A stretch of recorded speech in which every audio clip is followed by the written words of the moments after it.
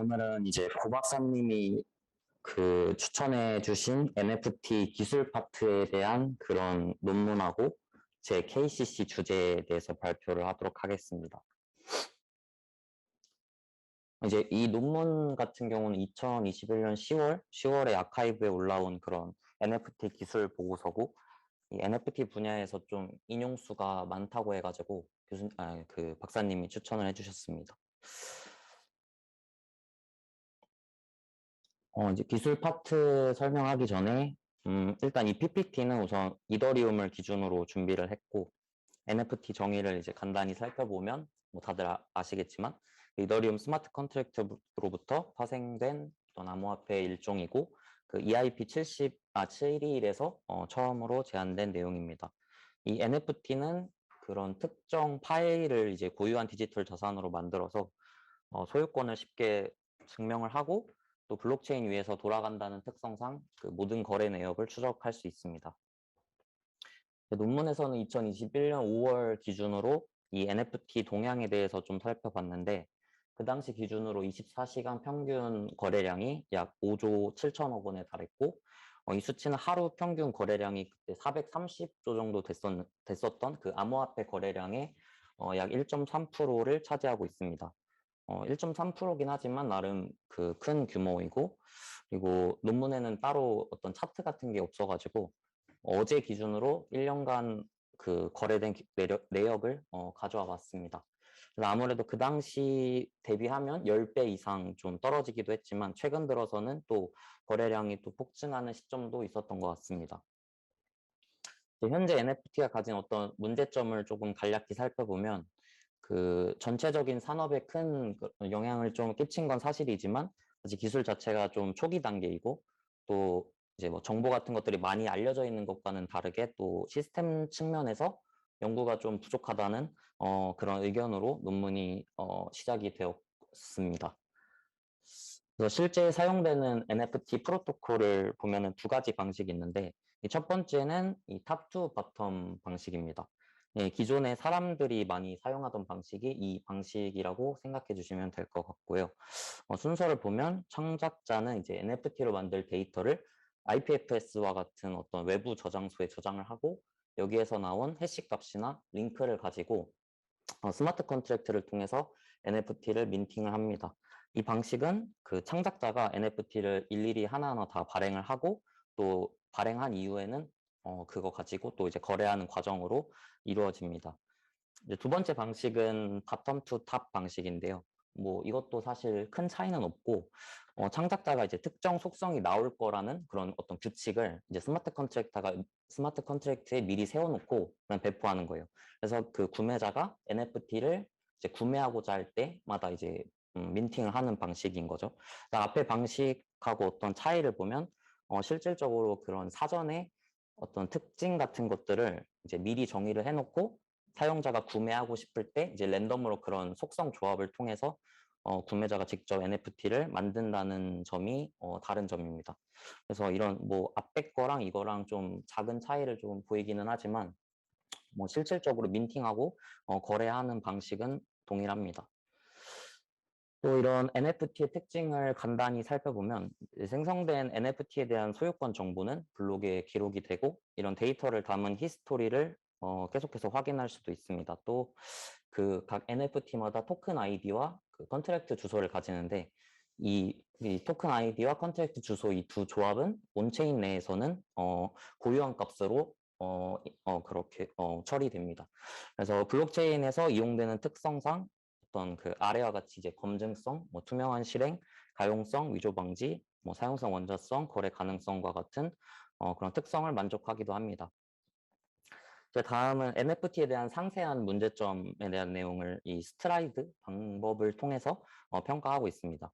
그래서 가장 먼저 시스템에서 자신이 다른 사람 혹은 다른 사이트인 것처럼 뭐 흉내낸다는 그런 스푸핑에 대해서 판단을 했는데, 아무래도 그 피싱 사이트 같은 곳에서 지갑을 이제 연결하도록 유도를 하고 뭐 서명을 한다든지 이런 것들을 하면서 위험을 좀 야기를 하는데, 그런 것들을 방지하기 위해서는 올바른 사이트인지 좀 확인을 하고, 프라이빗 키 유출에도 조금 대비를 해야 됩니다.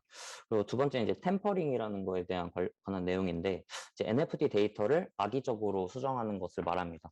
그래서 블록체인은 일단 믿을 수 있다고는 하지만 이제 외부에 저장된 데이터는 조작될 수도 있기 때문에 외부 데이터의 접근을 제어하고 뭐 예를 들어서 NFT를 거래할 때 관련된 데이터들을 이제 모두 전달을 해가지고 온체인하고 오프체인을 동시에 좀 검증받을 필요가 있다고 하고 있습니다. 세 번째는 이 레퓨디에이션인데요.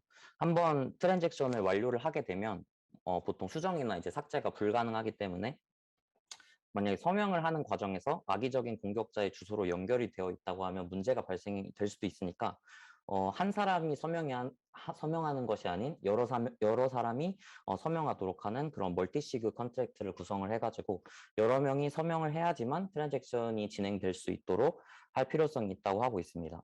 제 생각으로는 이 레퓨디에이션도 저 스푸핑 부분하고 좀 연결이 되어서 이런 문제에 좀 대비할 필요성이 있다고 하는 것 같습니다.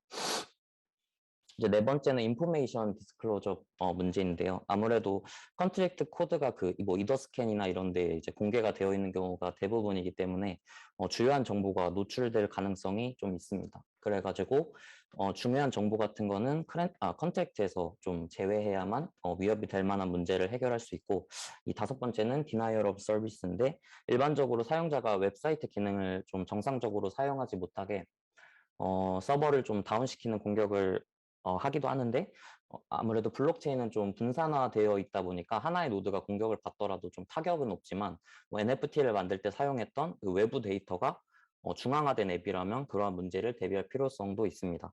이제 마지막은 엘리베이션 오브 프리빌리지인데요.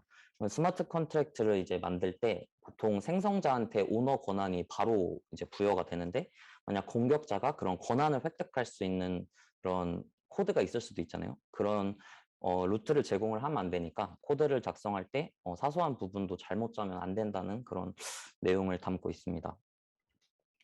그래서 앞에서 봤던 그런 문제점들에 대한 접근 방안들을 좀 살펴보면 사실 이런 문제점들이 NFT만이라기보다는 좀 블록체인 자체에 대한 그런 챌린지를 다루고 있는 것 같습니다.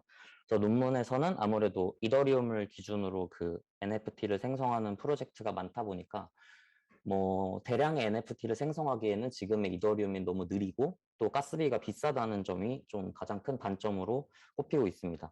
이를 위해서는 블록체인 시스템 자체를 좀 재설계하거나 아니면 합의 알고리즘을 좀 개선할 필요성이 있다고 하는데 뭐 저 부분이 블록체인 상에서 좀 개선해야 될 부분인 건 맞지만 NFT를 위한 챌린지로는 조금 좀 과하게 그런 부담이 될 수 있다는 생각이 듭니다. 또 오프체인에 올라간 데이터가 영구히 남아 있을 수 있도록 좀 유지를 해야 되는데 만약에 오프체인 데이터가 사라지게 되면 이 NFT 자체에 대한 의미가 좀 없습니다. 그래서 실질적으로 온체인 데이터로 올리는 것이 좀 필요하긴 한데 이제 블록 크기라든지 전체적인 블록체인 용량이라든지 그런 측면에서 불리한 부분이 좀 있기 때문에 이런 대용량 처리에 대한 내용도 연구가 필요할 것 같고 프라이버시 문제도 블록체인상에서 해결해야 할 문제로 남아 있습니다.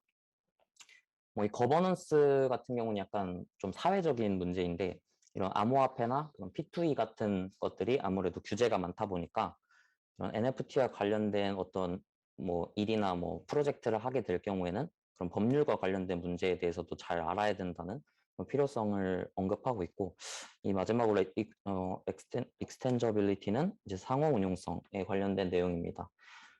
이제 여러 블록체인 네트워크들 간의 어떤 로직이나 프로토콜 자체가 다 다르다 보니까 이런 문제가 발생하는데 예를 들어서 뭐 이더리움 NFT는 솔라나 지갑으로 옮길 수 없는 것처럼 상호 운용성 개선에 대한 연구가 필요하다는 내용을 또 언급하고 있습니다. 이 마지막에 업데이터블 NFT는 좀 추가적인 요소였는데 제가 해석을 조금 이게 영어 논문이라서 해석을 좀 잘못했을 수도 있는데 뭐 일부 사람들이 좀 만약에 이제 뭐 블록체인 상에 문제가 생겨서 뭐 소프트 포크나 하드 포크로 이제 업데이트를 해야 할 때 일부 사람들이 뭐 잘못된 행동을 하더라도 좀 용인을 해주거나 아니면 진행하는 동안에 모두가 온라인 상태를 유지해야 된다. 뭐 이런 엄격한 요구사항이 있다라는 내용이 있었는데 아무래도 플랫폼 위에서 이 NFT가 동작을 하기 때문에 좀 그 안에 규칙을 따라가야 되고 또 업데이트할 때는 또 시스템적 개선이 필요하다라는 내용이 있었는데 이 부분 잘 이해가 안 됐어요. 왜 이게 필요한지 사실 잘 모르겠고 실제로 이런 적대적 행동이나 용인이 실제로 이루어지고 있는지도 약간 의문이고. 네, 그래서 뭐 문제점에 대한 챌린지를 요약을 해보면 이런 내용들로 살펴볼 수 있었는데 결국 제가 이 NFT 테크 오버뷰 이 논문을 읽으면서 좀 NFT가 가진 실질적인 좀 문제점을 찾고 싶었는데 결과적으로는 그냥 오프체인 데이터의 관리의 필요성을 제외하면 실질적으로 블록체인 자체에 대한 문제점을 해결해야만 뭔가 가능한 부분들이 많아서 뭔가 확 와닿지 않았던 그런 논문이었습니다. 그래서 앞에 문제 해결보다는 저희 교수님께서 계속 말씀해 주셨던 그런 객체 지향 NFT를 고려해서 이번에 이 내용으로 이제 KCC에 제출을 했는데 처음에는 이제 NFT를 보유하지 않은 사람이 어떤 원본 데이터를 볼 수 있다라는 그런 점에서 문제가 좀 있다고 생각을 했었는데 그것보다는 좀 NFT의 각 속성들을 객체화해서 실제로 여러 가지 그런 특성들을 재조합할 수 있는 기능을 만들 수 있으면 좋겠다고 생각을 했습니다. 그래서 저는 이 논문에서는 좀 이미지에 초점을 맞춰가지고 디지털 이미지의 재창조를 위한 객체 지향 기반의 NFT라는 주제로 논문을 제출했고 전체적인 프로세스를 보면 창작자는 이미지에 들어가는 어떤 그런 배경이나 옷 이런 특성들을 각각 이제 객체화 해가지고 만들고 토큰 아이디를 부여해서 NFT로 발행을 합니다. 그래서 메인 컨트랙트 상에는 이러한 뭐 어떤 속성들이 재조합될 수 있는지 그런 것들을 구분하기 위해서 그런 속성들에 대해 상속 관계를 조금 표현을 해두고 상속받을 수 있는 NFT들끼리 재조합을 통해서 하나의 완성된 NFT를 만들어냅니다. 토큰 아이디의 규칙 같은 경우는 이거는 제가 뭐 임의로 정해서 작성을 했던 건데 총 세 파트로 나뉩니다. 첫 번째 파트는 이게 속성 NFT인지 아니면 완성된 NFT인지를 나타내고 두 번째 파트는 완성된 NFT일 경우에 이게 몇 번째 순서인지 그걸 나타내고 마지막 세 번째 파트는 속성 객체인 NFT인 경우에 이 속성 객체가 몇 번째 속성 객체인지 이 순서를 나타냅니다. 이 세 파트가 하나로 이어져 가지고 토큰 아이디가 할당되고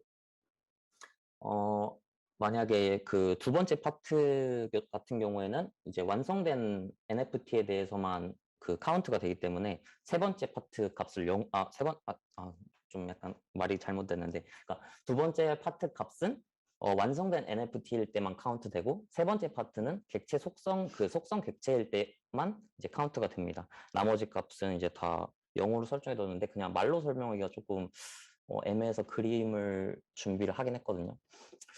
아마 이해가 바로 안 되실 수도 있는데 어쨌든 그래서 아무래도 이게 제가 실제로 이 개념을 가지고 어떤 프로그램으로 구현을 하다 보면 뭐 단순히 그냥 이미지를 뭐 덮어 씌우는 그런 형태거나 아니면 뭐 조립하는 형태로 만들어질 것 같아서 아마 2D 형태로만 구성을 할 예정이고 각 객체별로 뭐 규격 그런 표준도 좀 필요한 상황입니다.